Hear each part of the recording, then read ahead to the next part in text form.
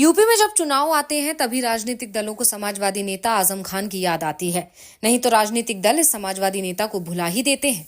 एक समय था जब यूपी की राजनीति आजम के इर्द गिर्द घूमती थी। आजम अगर नाराज हो जाते थे तो मुसलमानों का वोट ही सपा से दूर हो जाता था।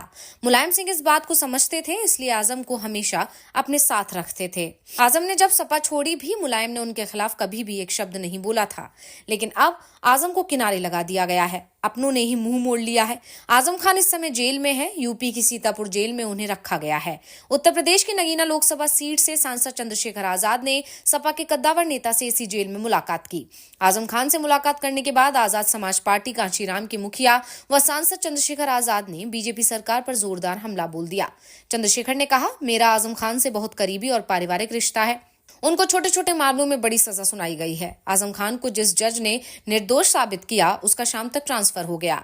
नगीना से सांसद चंद्रशेखर आजाद ने बताया कि मेरी आजम खान से फांसी घर में मुलाकात हुई। मुझे विश्वास है कि परेशानी के बादल जल्द छट जाएंगे। उन्होंने कहा कि अगर राजनीतिक नफा और नुकसान की बात होती तो मैं चुनाव से पहले मुलाकात करने आता, क्योंकि अगर आजम खान एक बार भी इशारा कर देते तो उपचुनाव में यूपी की राजनीति में बहुत बड़ा परिवर्तन हो जाता।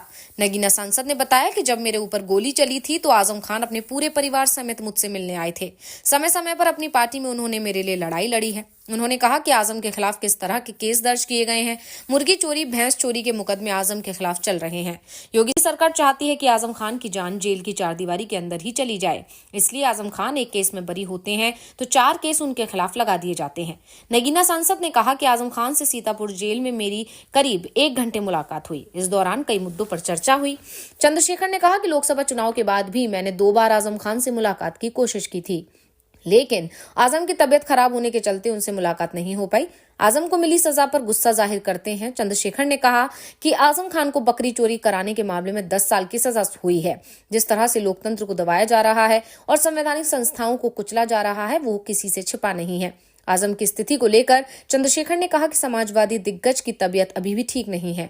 उनकी आंखों में इन्फेक्शन है। उनकी हालत देखकर मुझे बड़ी तकलीफ हुई।